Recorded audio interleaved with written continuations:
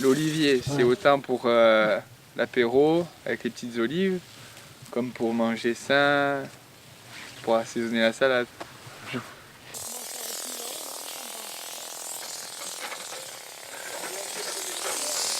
Là on est début janvier, t'as fait combien de bornes depuis la reprise? Quand est-ce que t'as repris?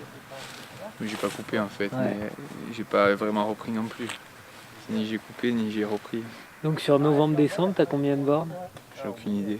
Ouais. J'ai 3 heures de temps en temps. T'as l'impression que tu peux être coureur et en même temps ancré dans les olives? Non, c'est juste pour un passage pour le moment. C'est pas c'est impliqué. Tout est compatible. Hein. Quand t'es coureur, que j'étais au Tour de France, que je faisais, j'étais chez Sony Duval, c'était un métier de feignant. Sérieusement, c'est. Tu fais quoi? Tu vas faire 5 heures de vélo et tu te mets dans le lit. Déjà, là, je veux aller partir aux États-Unis pour courir aux États-Unis. Après, je vais voir un. Pour le moment, c'est les olives. Je pense qu'il faut faire une chose après l'autre. Ça fait 3 ans que je galère à chercher une équipe, j'ai jamais trouvé. À un moment donné, il faut du concret.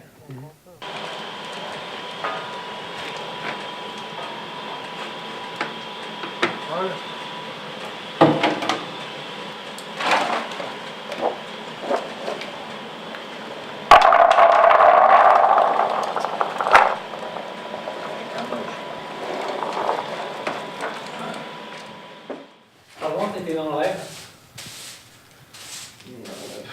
Ouais, un peu.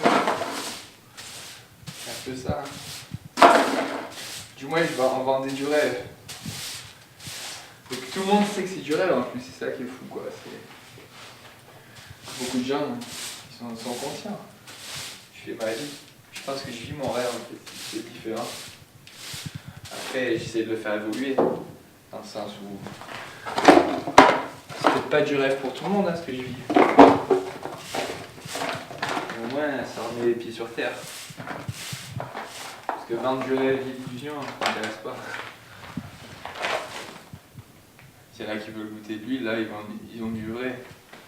Tu le connais la chapelle, alors vous montrez à votre campagne.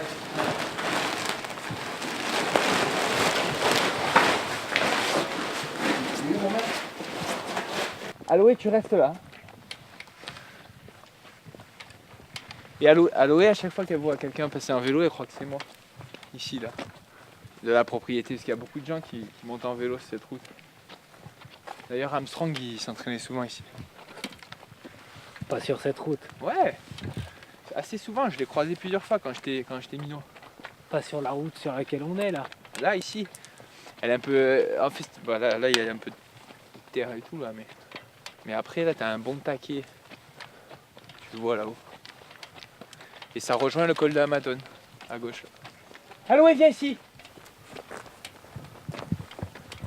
Le titre de champion de France, c'est ton plus grand souvenir ou c'est chez les pros que ça se passe ton plus grand souvenir? C'est pas forcément les victoires qui sont les plus formatrices, hein, qui sont les plus mémorables. Je pense que c'est plus les moments de galère comme j'ai vécu ces dernières années ou pour y arriver, que je me souviens. Quand tu es champion de France espoir, t'en as plein qui disent passeront champion de France. Putain, c'est encore une chaudière qui est champion de France espoir. Ils ont raison, ils ont tort. Ils ont leur pensée. Après, on pense que quand tu es dans un club qui a une réputation, ben, tu as forcément une réputation. Puis quand tu es jeune, moi quand j'étais jeune, j'étais quelqu'un qui allait au bout des choses. J'ai tendance à parler beaucoup, alors beaucoup de conneries. Mais les faits, c'est que j'ai été champion de France et que j'étais champion de France. Ouais. Au bout des choses, c'est au bout des choses, au bout des bonnes choses et au bout des mauvaises choses, quoi. Voilà. pas fondateur de se fixer sur des ragots. Moi, je suis toujours. Ça fait mon passeport biologique où tous mes contrôles ont tout le temps été négatifs. Et on sait que ça veut rien dire. Voilà. Exactement. Mais dans le jeu des ragots, on peut aller dans tous les sens, quoi. Et ça le fait, c'est ce que je fais aujourd'hui. Je pense que c'est le seul truc qui m'intéresse. Une vieille chapelle. Et c'est pareil que je débutais à faire du VTT. Quand j'étais minot, je faisais l'école buissonnière, mais dans le vrai sens du terme. J'étais dans les buissons. J'ai toujours aimé un peu l'aventure. Aujourd'hui, tu es en pleine aventure et tu es en plein tout seul. Hein. Oui, c'est bien. Je pense que de toute manière, on est tout un seul. Hein. C'est une illusion de dire qu'on est à plusieurs. Oui, on est à plusieurs dans une équipe, on est à plusieurs dans une société, dans une entreprise ou quoi, mais la vie, ça part par nous-mêmes. Je pense que je suis plus à la recherche de gens qui ont envie de fonder quelque chose de nouveau et un nouveau projet, créer une nouvelle équipe. D'ailleurs, c'est un peu ce chemin que j'avais pris quand j'avais démissionné de Soigné Duval. Je pensais juste pouvoir en être fondateur, d'avoir les bonnes personnes autour de moi, mais en fait, c'était pas le cas. Pour le projet H2O. Voilà, le projet H2O que... D'ailleurs, bon, moi je suis ambassadeur de cette fondation. Et en fait, l'ex-manager se servait de l'image de H2O en tant que bailleur de fonds, en tant que sponsor. Mais en fait, c'était pas du tout ça. Bien sûr qu'il y a des gens qui ont tout géré H2O à Leclerc, H2O c'est du pipeau, H2O ça tombe à l'eau.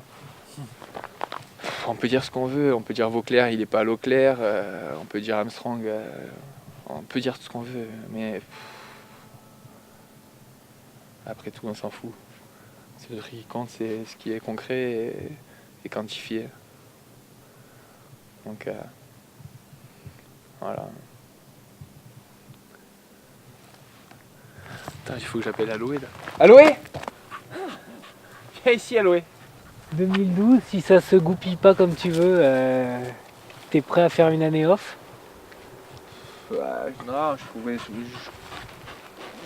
une solution pour courir quand même. Même peut-être en amateur, s'il faut courir en amateur. Genre. Non, pas une vraie année off, non.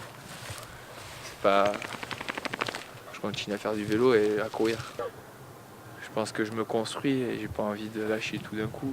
J'ai 27 ans, ma carrière elle est devant. Après, est-ce que je suis capable de faire une saison amateur au taquet? Perso, c'est pas trop mon truc, j'ai envie faut qu'il y ait du mouvement quoi. Dans le Pro Tour, ou au moins à tes débuts pro, t'as aussi vécu des choses fortes humainement. Peut-être pas chez Soigné Duval, mais plus chez Aqua et Sapone, non? Je sais pas en fait si j'ai vraiment à retenir sur ce truc là. Ouais. Non, je peux retenir là, je pourrais dire je suis Paris, j'ai fait le Tour de France, j'ai fait des grands cours, j'ai connu des grands coureurs, mais pas plus. Quel grand coureur t'as connu? T'as côtoyé? Garzelli, Frank Van Der Broek. Donc oui, j'ai connu le coureur. Van den Broek qui t'a marqué? Assez quand même. Ouais. C'était un personnage. Voilà. C'est vrai que voilà, pour revenir à ta question, c'est clair que j'ai connu quelqu'un d'humain, ou du moins il était dans une phase humaine, et puis c'était assez fort. Van den Broek, Rico, ça n'a rien à voir? C'est l'opposé. Ouais. C'est l'opposé. C'est un, il est humain, et l'autre c'est une machine qui est peut-être inconsciente. Et ouais, c'est totalement différent. D'ailleurs, c'est une machine et il continue d'exister, l'autre il est humain et il est plus là. C'est qu'il a touché le fond d'une faiblesse humaine et l'autre c'était un Robocop qui a pas de cerveau peut-être. Je sais pas s'il a un cerveau, je suis pas sûr. Tu crois qu'il t'a fait du mal? Indirectement, elle a fait du mal à tout le monde, mais oui, bien sûr. Ça fait partie de ma situation actuelle. T'as touché le fond? Concrètement, oui. Quand? Comment? Sur de multiples facettes. C'est économiquement, émotionnellement, on se remet en question quand on tombe de haut. T'es plus fort aujourd'hui ou ça t'a affaibli? Ça m'a enlevé la peur, surtout. Aujourd'hui, il y a une crise économique. Il y a une crise économique qu'on pourrait comparer à la crise du dopage qu'on a connue en 98 dans le cyclisme. Il y a beaucoup de crises. On entend toujours le mot crise. Crise, c'est la crise. Mais peut-être qu'il faut aussi trouver des solutions. Je pense que les solutions, c'est maintenant qu'il faut les appliquer.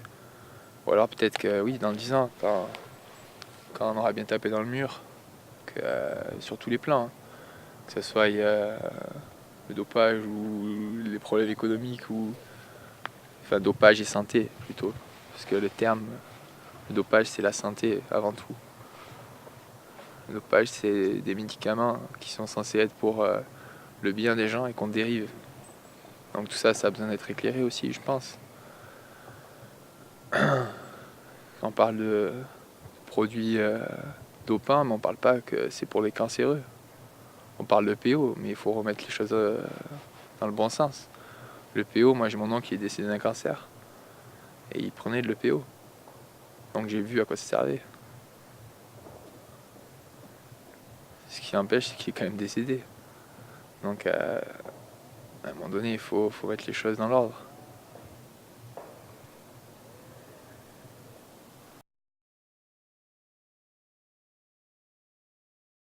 Il y a un gars qui entend ce que je dis là. C'est possible qu'il y ait quelqu'un qui voit cette vidéo et qui m'appelle dans la semaine. Je le vois comme ça. Je le vois qu'il y ait quelqu'un qui se fait en dépression totale. Tu vois, qui a touché le summum du matérialisme. Qui a des milliards, mais qui a quelque chose qui va pas en lui. Mais là, il entend ça. Peut-être qu'il est partant pour faire que ces milliards ils aient du sens. Ça pourrait être le cas.